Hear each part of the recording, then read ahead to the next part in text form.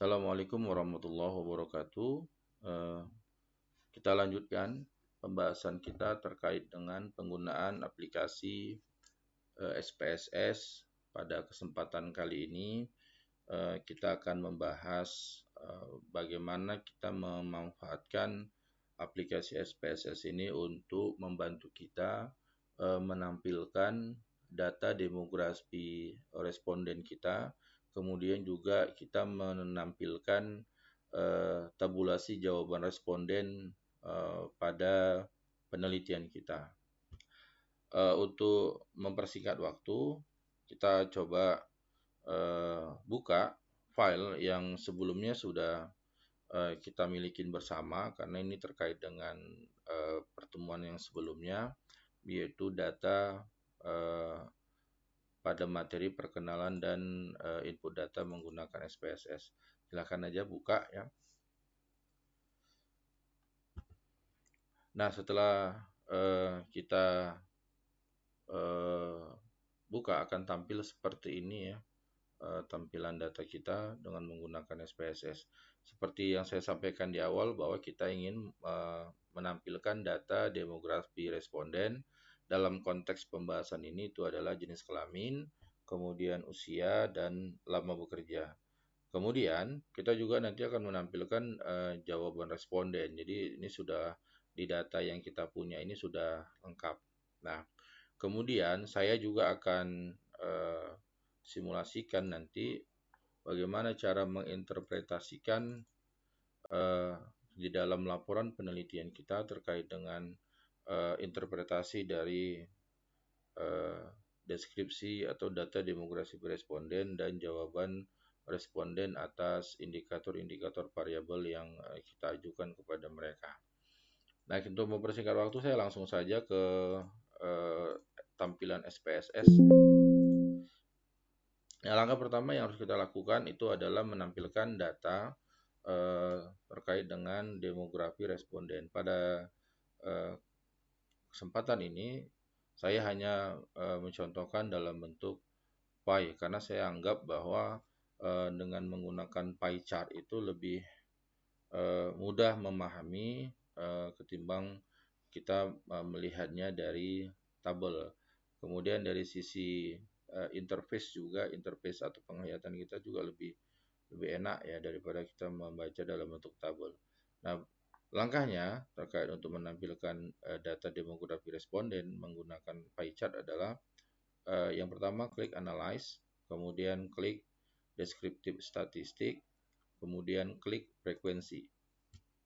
Nah, kemudian pada kolom variabel atau kolom data di sebelah kiri itu terdapat nanti variabel jenis kelamin, usia, responden, dan seterusnya.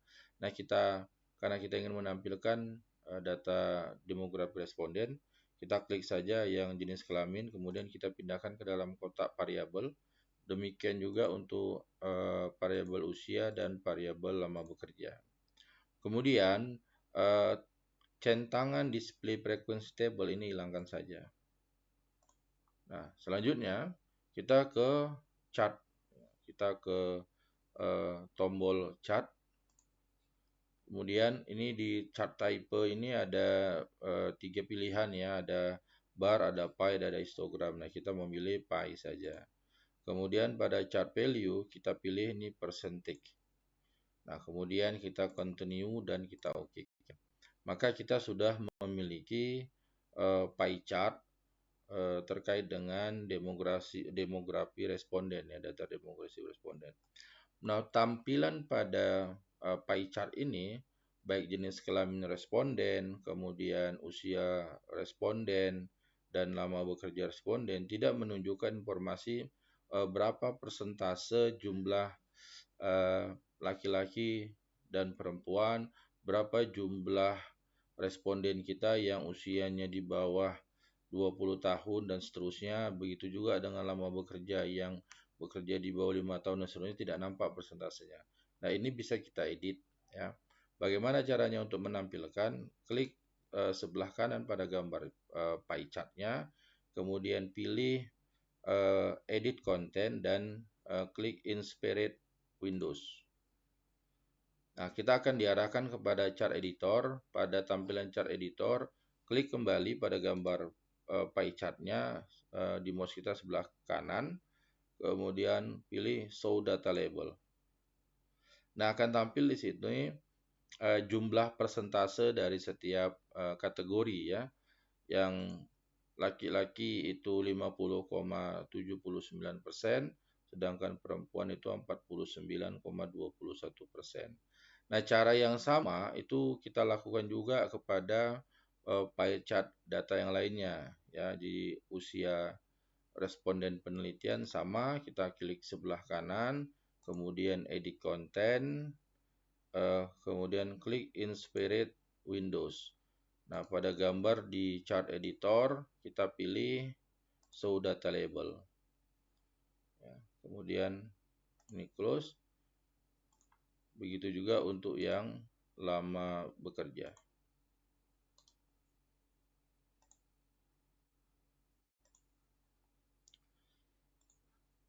Nah, kita sudah memiliki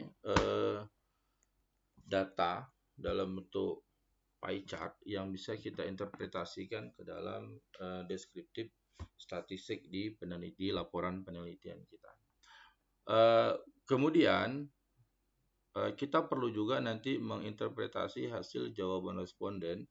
Nah, khusus untuk ini kita bisa menggunakan tabel karena pada dasarnya jawaban responden itu kan banyak ya.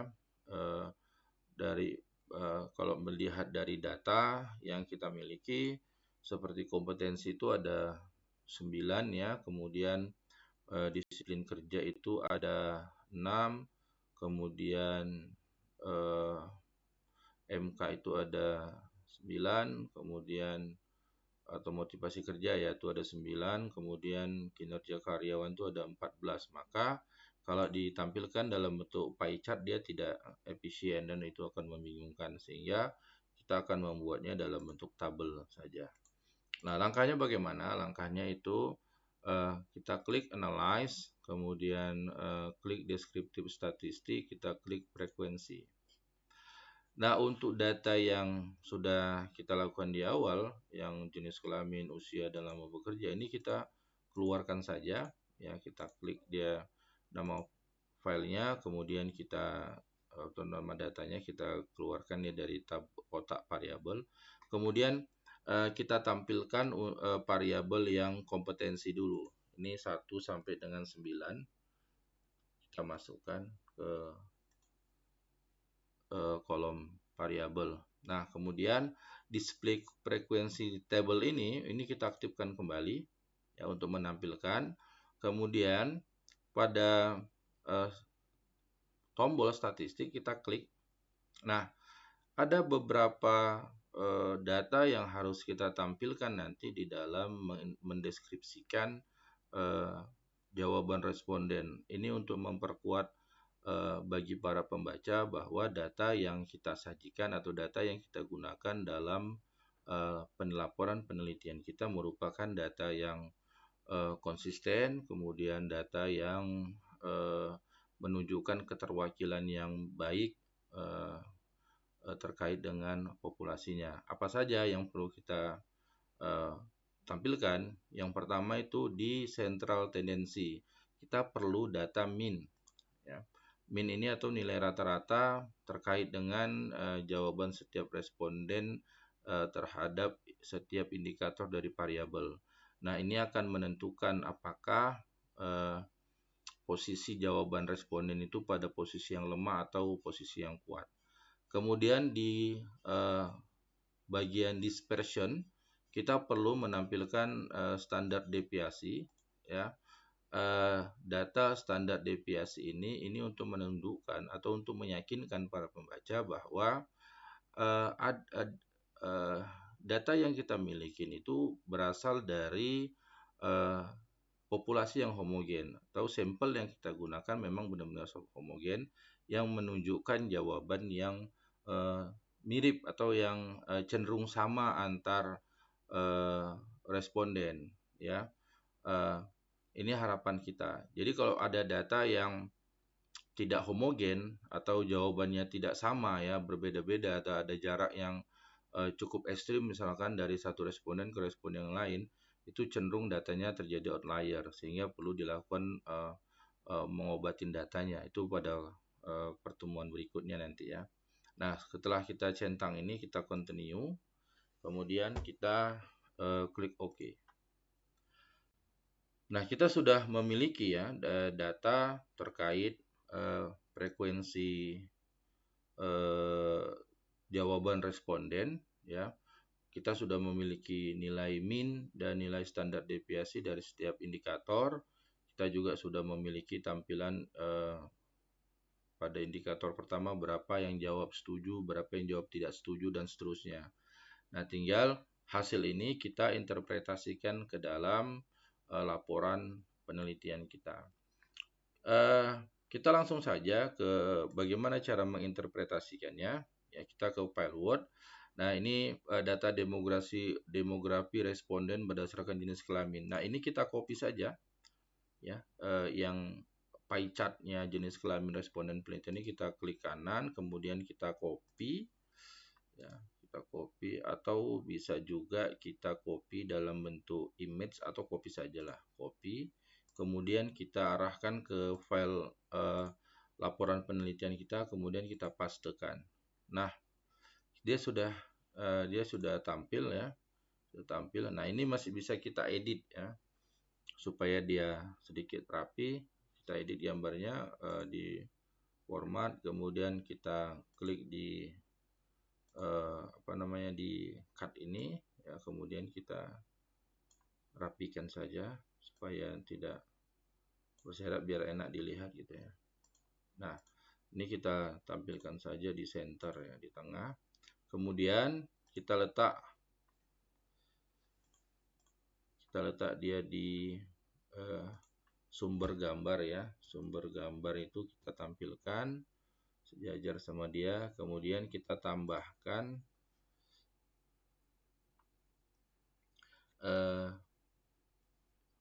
nomor gambar ya. Kita sebut aja di sini gambar 41 data demografi responden berdasarkan jenis kelamin. Nah, ini bisa kita hitamkan ya, atau kita bold. Nah, kira-kira begini. Nah, setelah ini kita baru interpretasikan. Berdasarkan pada gambar 4.1 diketahui bahwa jumlah laki-laki yang menjadi responden pada penelitian ini adalah sebanyak 50,79%. Responden perempuan pada penelitian ini sebanyak 49,21%.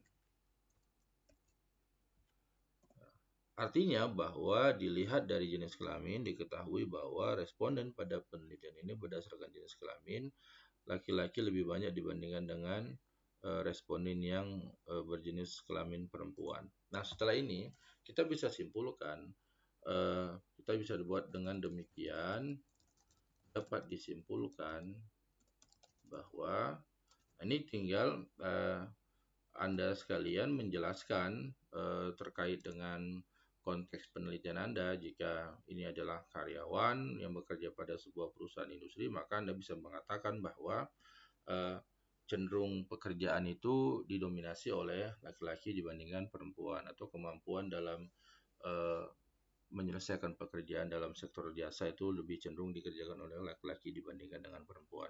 Hal-hal yang demikian itu bisa ditambahkan, dan memang sebaiknya saya anjurkan atau saya rekomendasikan untuk menjelaskan makna dari informasi yang sudah kita tampilkan, yaitu laki-laki sebesar 50,79%, perempuan sebesar 49,21%. Nah, kemudian data berikutnya adalah data demografi responden berdasarkan usia ya. Sama, kita bisa copy lagi yang ada di SPSS, ini kita copy, kemudian kita pastekan, kemudian diedit-edit sedikit lah, dirapikan ya.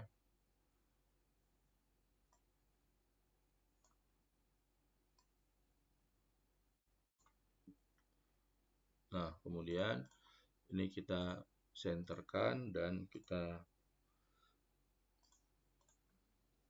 ini kita tarik. Nah, ini kita buat gambar 4.2 ya. Copy saja ya, nggak repot.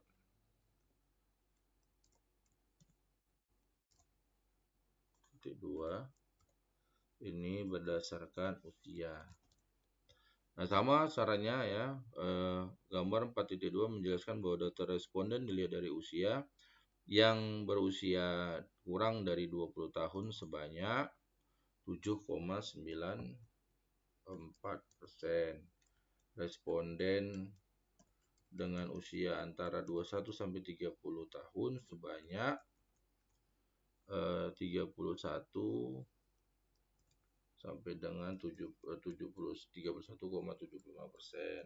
Responden dengan usia antara 31 sampai 40 tahun sebanyak 30,16%. Responden dengan usia antara 41 dengan 50 tahun sebanyak 20,63%. Dan responden dengan usia lebih dari 50 tahun sebanyak 9,52%. Artinya usia responden penelitian ini didominasi oleh usia 21 sampai dengan 30 tahun. Yang dapat disimpulkan bahwa responden penelitian ini merupakan orang-orang dengan usia yang sangat matang untuk memiliki tingkat kinerja yang sangat tinggi.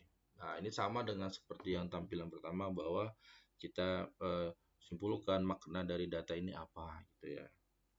Nah, berikutnya itu lama bekerja, sama kita bisa lakukan tampilannya, kita copy lagi dari SPSS, copy, kemudian kita paste, ini kita edit dulu biar tampak rapih ya.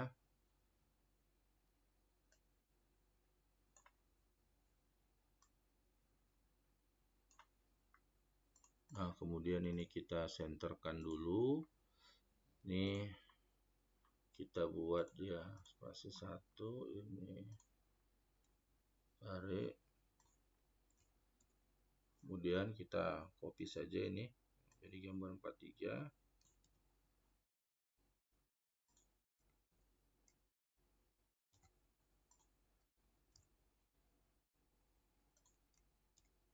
Ini di lama bekerja. Oke, mau bekerja. Nah, ini 43 ya. Simpan dulu.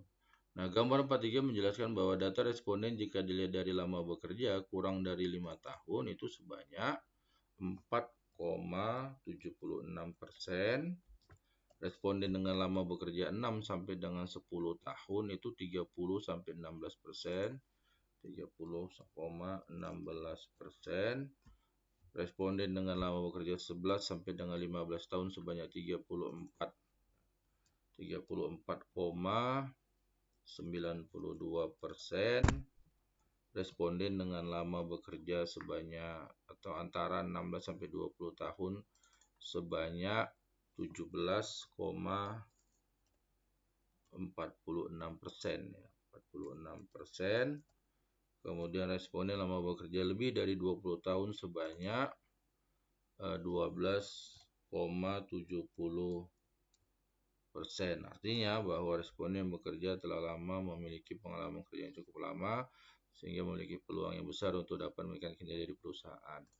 Nah, terkait dengan data informasi atau deskripsi data demografi responden sudah selesai, kita lanjut ke deskripsi jawaban responden. Nah, pada konteks ini saya hanya menampilkan satu saja ya, satu indikator dari indikator kompetensi. Nanti selanjutnya bisa dilanjutkan oleh kalian, atau saya cuma memberikan penjelasan yang yang tidak bertele-tele lah ya, supaya ini menjadi contoh awal saja untuk kelanjutannya untuk membiasakan kalian mengerjakannya lebih lanjut. Nah, ini saya hapus saja dulu ya. Saya hapus. Nah, kita punya tabel seperti inilah ya, tabel 1, tabulasi jawaban responden variabel. Nah, di sini ada kuesioner. Sebaiknya isinya di sini itu bukan nama kompetensi 1 dan seterusnya, tapi sebaiknya ini adalah pernyataan kuesioner yang ada di angket kita atau di kuesioner kita. Jadi misalkan apakah Anda memiliki kompetensi yang baik, misalkan begitu. Nah, itu sebaiknya isinya itu semua ya di sini gitu. Jangan seperti ini ya. Sehingga nanti pada saat kita menginterpretasikan kita bisa masukkan ya, kita bisa masukkan ke dalam narasi interpretasi kita. Kemudian di dalam tampilan tabel ini juga kita ungkapkan terkait dengan berapa orang nanti yang jawab sangat tidak setuju, kemudian tidak setuju, kurang setuju, setuju, sangat setuju, termasuk di dalamnya standar deviasi yang kita centang tadi waktu di SPSS, kemudian min dan kategori. Bagaimana menentukan kategori? Kita menggunakan rumus yang sederhana saja ya, rumus interval. Skor maksimal dikurang dengan skor minimal dibagi dengan jumlah kelas. Jumlah kelas itu maksudnya kita menggunakan skala Likert yang 1 sampai berapa gitu. Kalau memang 1 sampai 5 maka jumlah kelasnya itu adalah 5. Kalau kita menggunakan 1 sampai 7 maka jumlah kelasnya 7. Kalau kita menggunakan jumlah atau intervalnya 1 sampai 10 maka jumlah kelasnya 10. Dalam konteks ini kita menggunakan yang 5 ya. Di 5 dikurang 1 dibagi 5 itu nilainya 0,8. Nah, tinggal kita masukkan saja di sini ya. Jadi kalau nilai minnya nanti di antara 1 sampai dengan 1,8 itu berarti sangat rendah dan seterusnya seperti ini. Baik, kita langsung saja ya memasukkan dari SPSS. Nah, kita ke bawah ya. Kita lihat ini di indikator 1 variabel kompetensi. Yang jawab sangat setuju. Ini kan kita sudah buat ya pada pertemuan sebelumnya bahwa 1 itu sangat tidak setuju, 2 itu tidak setuju, 3 itu kurang setuju, 4 itu setuju, 5 itu sangat setuju. Nah, kita bisa lihat bahwa 1 dan 2 tidak ada, maka di sini kita buat 0 ya. Ini 0, persentasenya 0,00. Ini juga 0, persentasenya 0,00. Pada jawaban kurang setuju, ya, jawaban kurang setuju itu ada berapa nih yang angka 3 ini? Ada 33 orang, maka kita buat di sini 33 dengan persentase berapa? 52,40%. Nah, untuk setuju berapa? 26 orang dengan persentase 41,30%. Kemudian jawab sangat setuju berapa orang? Itu ada 4 orang dengan persentase 6,30%. Nah, kemudian terkait dengan standar deviasi, kita bisa lihat di tabel atasnya, yang paling atas ya, di tabel frekuensi itu ada di kolom indikator 1 variabel kompetensi, ada nilai min dan standar deviasi. Berapa nilai standar deviasinya? 0,618 dengan nilai min 3,54. Nah, ini masuk kategori apa? Kita bisa lihat di bawah tabel ini. Dia masuk ke dalam kategori tinggi karena nilainya dia 3,54 itu berada di 3,41 sampai dengan 4,20. Maka tinggal kita letak di sini kategorinya tinggi. Nah, istilah tinggi, rendah dan seterusnya ini nanti tergantung kepada konteks variabel. Kalau kita berbicara masalah kompetensi, maka itu bicaranya tinggi, rendah. Kalau kita bicara masalah kepuasan, maka terkait dengan baik, buruk, dan bisa juga tinggi dan rendah dan seterusnya. Ya, itu nanti tergantung dengan konteksnya saja. Nah, kemudian setelah kita nanti full memasukkan semua data-data ini ya sesuai dengan tabel yang ada di SPSS, kita langsung menginterpretasikannya. Bagaimana menginterpretasikannya? Nah, seperti yang saya sampaikan tadi bahwa ketika kita berbicara di tabel ini sebaiknya isinya adalah isi kuesioner, kita bisa tuangkan di sini. Ya. Kuesioner 1 menyebutkan apa yang tersebut di dalam kuesioner kita sebutkan, copy saja di sini. Titik. Kemudian hasil tabulasi jawaban responden terkait dengan kuesioner pertama yang ini adalah responden yang menyatakan sangat setuju sangat sebanyak 4 orang responden atau sama dengan 6,30%. Ini dia. Oke. Kemudian responden yang menyatakan setuju sebanyak 26 orang atau 41,30%. Responden menyatakan kurang setuju sebanyak 33 responden atau sama dengan 52,40%. Responden yang menyatakan tidak setuju dan sangat tidak setuju tidak ada karena memang tadi 0 ya. Nah, kemudian nilai standar deviasi menunjukkan sebesar 0,618 yang cenderung mendekati 1. Jadi kalau seandainya nilai standar deviasi kita 1, 1, sekian atau 1, itu berarti ada apa namanya? Ada heterogen ya. Jawaban dari responden kita heterogen. Karena ini cenderung mengarah kepada 0 atau mendekati 0, maka jawaban responden itu cenderungnya homogen. Sehingga dapat disimpulkan bahwa jawaban antar responden cenderung seragam. Dengan demikian, jawaban responden penelitian ini dapat mewakili populasinya. Jadi jawaban-jawaban yang diberikan si responden kita karena dia merupakan sampel itu bisa mewakili populasinya gitu. Jadi kalau populasinya sampai dengan 200-an 300 orang, walaupun cuma 63 itu bisa mewakili yang ratusan orang itu gitu.